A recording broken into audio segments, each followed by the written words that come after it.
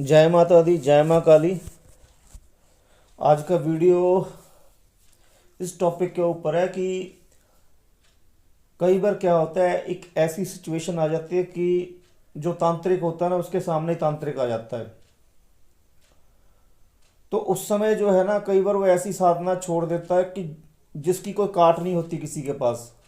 उदाहरण के लिए मैं कई प्रकार की ऐसी शक्तियां आपको बता सकता हूँ जो नॉर्मल तांत्रिक है उसके पास उसकी काट नहीं होती। क्यों?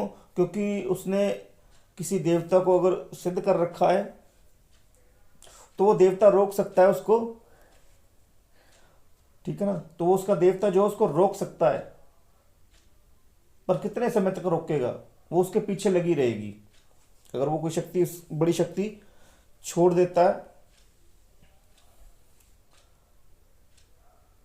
और उसके पास अगर उसने पूरी तरह से ज्ञान नहीं लिया हुआ है, किसी देवते को ही सिद्ध किया हुआ है, तो देवता उसको बचाता तो रहेगा, पर देवता भी उसको बोलेगा कि इसका सलूशन करना जरूरी है। तो या तो देवता उसको वहां पर भेजेगा जिसने यह प्रयोग किया हुआ है, ठीक है ना, जिसने यह प्रयोग किया है उसके पास भेजेगा कि फलानी जगह पर फलाने व्यक्ति ने यह प्रयोग किया है, उससे यह प्रयोग जो है वापस मंगवाओ। अब वो तांत्रिक जानता होगा वापस प्रयोग करना, तभी वो कर पाएगा, नहीं तो फिर वो प्रयोग वापस नहीं होगा।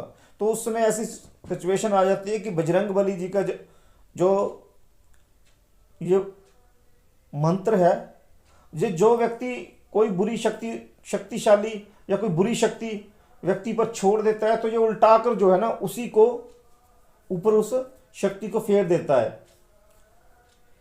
एक तरीके से इसको पलटवार मंत्र भी कहते हैं, एक तरीके से इसको चक्की भी कहते हैं। चक्की का क्या मतलब होता है? जैसे ही कोई शक्ति आई उसको घुमाकर वापस फेंक दिया जहां से आई।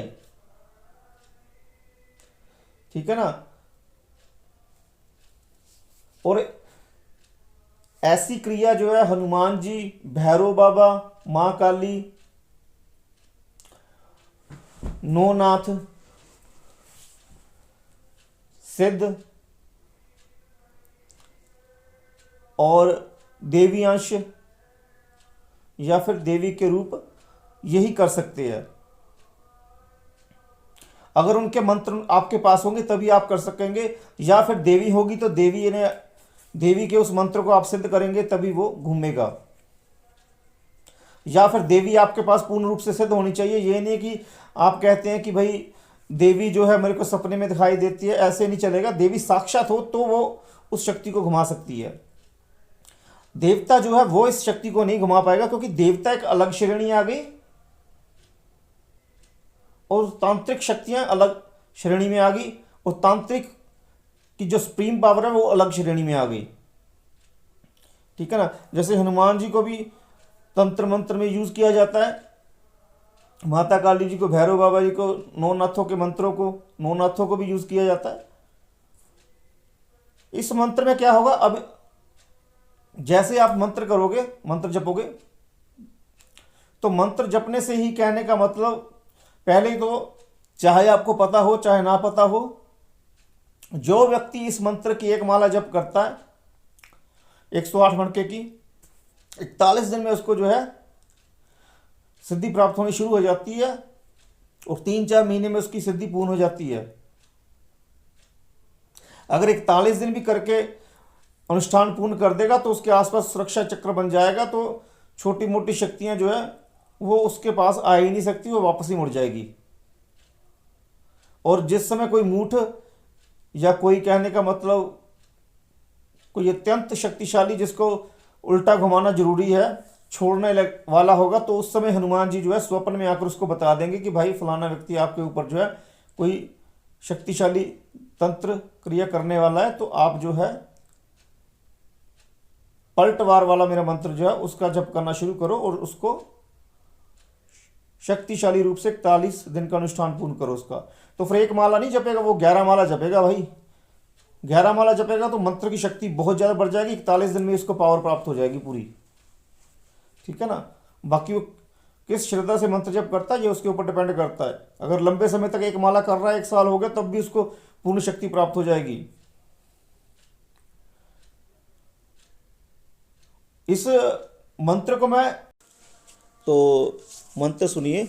ओम नमो आदेश, गुरु जी को आदेश, अंजनी में बंजरी बांधा दशो द्वार, छब्बा और के घालो, पलट हनुमत उसी को मारे, उसी की चौकी उसी पर डाले, इतना न करे तो तोड़े अंजनी का मान, राजा राम की आन, सीता माता की आन, लक्ष्मण यति की आन, लूना चमारी की आन। ये मंत्र है। अब इसको करना कैसे है, ये विधि, ये ज्ञान देखिए ये व्हाट्सएप पर ही दिया जाएगा आपको, क्योंकि कई बच्चे आ जाते हैं वो मंत्र उठाते हैं, उठाकर जब करने लग पड़ते हैं तो कई प्रकार के उनको नुकसान भी खड़े हो जाते हैं। उनको पता नहीं होता साधना कैसे स्टार्ट करनी होती है, वो सीधा कोई भी मंत्र उठाते हैं, वो साधना करने लग जाती है, जिससे कई प्रकार की प्रॉब्लम जो है खड़ी हो जाती है। नेगेटिव एनर्जी आसपास उनके घर में प्रवेश कर जाती है। और कई केस ऐसे आते हैं जिसमें शिष्य बोलते हैं गुरुजी मैंने इतने मंत्र कर लिए हुए, मेरे को कोई फ़ायदा नहीं हो रहा, इतनी टेंशनों से मैं गुजर रहा हूँ कि मैं ही आपको बता सकता हूँ। कई बच्चे जो है साधना कर लेते हैं और उनके अंदर इतनी नेगेटिविटी आ जाती है कि वो व्हाट्सएप पर ही कहते हैं कि गुरुजी मैंने घर छोड़ दिया है, घर छोड़कर मैं जो है मसान में रह रहा हूँ, वहीं पर रहता हूँ, साधना करता हूँ और भिक्षा लेकर इधर उधर जो है जीवन काट रहा हूँ। मतलब इतना कहने का मतलब एक्टिविटी आ गई है बच्चों के अंदर, जो पढ़ाई छोड़कर ऐसे काम करने लग पड़े हैं। साधना का मतलब ये नहीं होता कि आप घर बार छोड़ दो, ये कर दो, ये चीज़ें नेगेटिव एनर्जी उनसे करवा देती है, क्योंकि दिमाग में वही चीज़ें बढ़ जाती है। 24 घंटे मंत्र जप कर रहे हैं आप, आपको पता ही नहीं मंत्र जप करना कैसे है, ठीक है ना। जब शिष्य को कोई प्रॉब्लम पड़ती है तो गुरु से पूछता है। अभी मेरे शिष्य हैं, अगर उनसे मंत्र जप नहीं हो रहा तो वो मेरे को बताएंगे गुरुजी नहीं हो रहा, तो मैं सलूशन दूंगा उनको। अब उनका गुरु ही नहीं है कोई सलूशन देने के लिए, वो कर ही रहे हैं, फिर एकदम से नेगेटिव एनर्जी उनके अंदर आ जाती है। कोई तो लड़ाई करके बैठ गया है किसी के साथ, ठीक है ना, जेल में चला गया, तो कोई कह रहा है कि गुरुजी मैं बेल पर बाहर आया हूँ, कि कोई तरीका बताइए कि सज़ा से मुक्ति मिल जाए, केस चल रहा है। मतलब साधना इन्होंने इतनी कर रखी है, नेगेटिव एनर्जी है उनके पास, जो जिनके मंत्र जप किए हुए हैं उनके देवता उनके पास है ही नहीं। क्यों? क्योंकि ठीक तरीके से मंत्र जप नहीं किया हुआ, गुरु की देखरेख में ना ही मंत्र दीक्षित करके हवन क्रिया करके बंधन क्रिया करके लिया हुआ है। अगर एकदम से मंत्र की शक्ति जागृत होती है तो साधक उसको सह पाता है कि नहीं।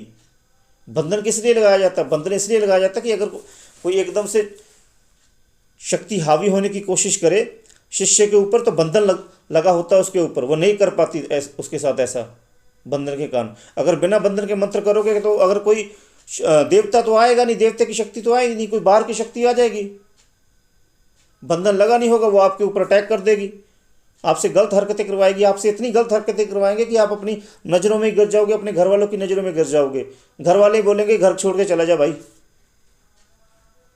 इतना दुखी कर देगी वो। तो ऐसे मंत्र ना जपे, व्हाट्सएप पर आकर जुड़कर जपे। अगर ऐसे जपोगे तो कोई भी नुकसान होगा तो चैनल जिम्मेदार नहीं है और ना मैं जिम्मेदार हूँ, ठीक है ना। व्हाट्सएप से आए, जुड़कर हवन क्रिया कराए, दीक्षा हुई मंत्र से, फिर उसके बाद साधना स्टार्ट कीजिएगा, ठीक है ना।